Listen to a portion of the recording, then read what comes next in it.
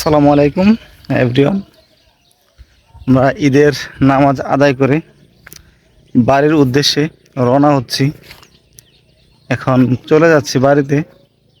আমাদের এখানে মাঠ শেষ হয় মানে অনেক দেরিতে। বাংলাদেশের যত মাঠ আছে সব মাঠ শেষে আমাদের মসজিদে নামাজ আদায় করে।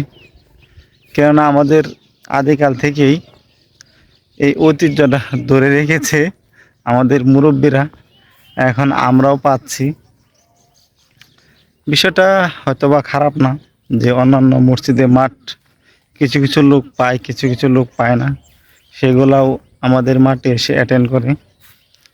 আসলে সব দিক দিয়ে ভালোই লাগে যখন ঈদের মাঠে এবার নামাজ আদায় করলাম খুব শান্তিপূর্ণভাবে। কোনো বৃষ্টি নেই, যদি বৃষ্টি থাকতো হয়তোবা বিশৃঙ্খলা সৃষ্টি হতো, বৃষ্টির কারণে বিশৃঙ্খলা সৃষ্টি হতো। বৃষ্টি নেই, আজ আল্লাহর কাছে লাখ লাখ শুক্রিয়া যে ঈদের জামাত সুন্দর মতো আমরা আদায় করতে পেরেছি। রোজার ঈদের জামাত আদায় করতে খুব কষ্ট হয়েছিল, বৃষ্টি ছিল মাঠে, বৃষ্টির ভিতরে নামাজ আদায় করেছিলাম। বাট কুরবানি ঈদে ঠিক অন্যরকম, বৃষ্টি নেই বললেই চলে, রৌদ্র প্রচুর পরিমাণে আমাদের গ্রামে। হয়তোবা যেখানে ছিলাম গাজীপুরে ওই জায়গায় আবার বৃষ্টি ভালোই হয়, আমাদের এখানে হচ্ছে না।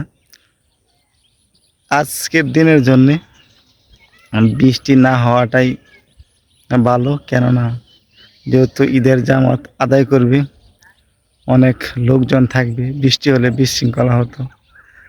যাক, আল্লাহর রহমতে খুব সুন্দরভাবে আমরা ঈদের জামাত আদায় করে বাড়ির উদ্দেশ্যে রওনা হচ্ছিলাম। কে কেমনভাবে ঈদের জামাত আদায় করেছেন শান্তিপূর্ণভাবে, ভিডিওটা যদি একটু ভালো লাগে সঙ্গে থাকবেন। আসসালামু আলাইকুম ভিউয়ার্স, ঈদ মুবারক।